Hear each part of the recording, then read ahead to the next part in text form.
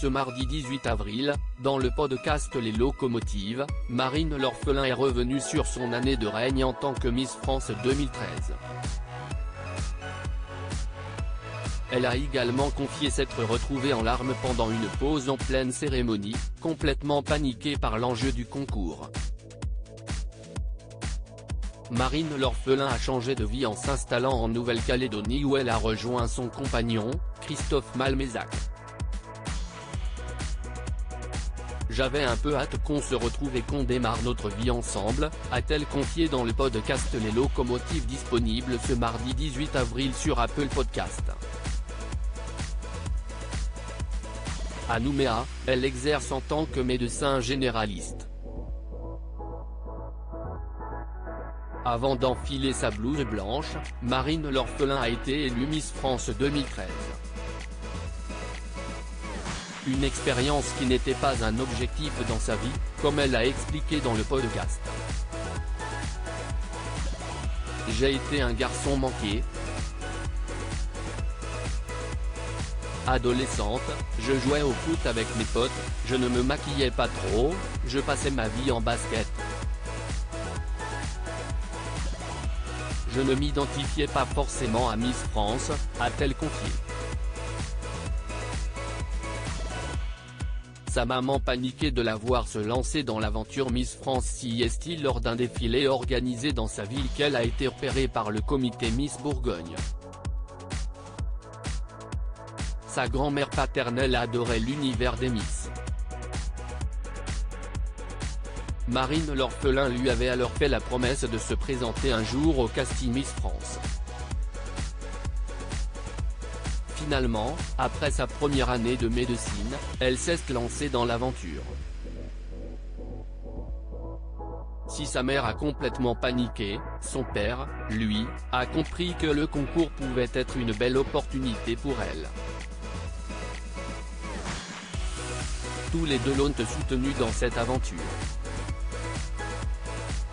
Ils ont toujours tout fait pour mener à bien mes études, et mon autre rôle d'ambassadrice, a-t-elle continué. Ce jour où Marine L'Orphelin a complètement cédé à la panique en pleine cérémonie dans ce même entretien, Marine L'Orphelin est revenue sur sa participation à Miss Monde pendant son année en titre. Elle avait fini deuxième du concours. Mais pendant l'événement, elle a cédé à la panique. Il y a une pause publicitaire et je fonds en larmes, je suis complètement paniqué. Je dis à l'organisation, je devais à ce moment-là faire un discours en anglais, j'ai rien préparé, je ne sais pas ce que je dois dire, ce que je dois faire et je panique complètement à l'idée de pouvoir devenir Miss Monde, a-t-elle raconté. Et de poursuivre, je fais un discours très banal. Je ne montre pas cette envie de gagner. Dans le taxi, la directrice du concours lui fait alors une étonnante confidence, elle me dit, tu sais Marine, tu aurais dû gagner, mais le jury a changé Davis, parce qu'on a senti que tu n'étais pas prête. J'ai manqué cette opportunité.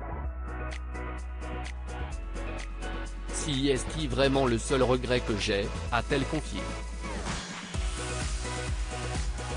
À lire aussi Ça devient n'importe quoi, Marine L'Orphelin se livre sur son plus gros complexe et la façon dont les réseaux sociaux l'ont aidé à le surmonter.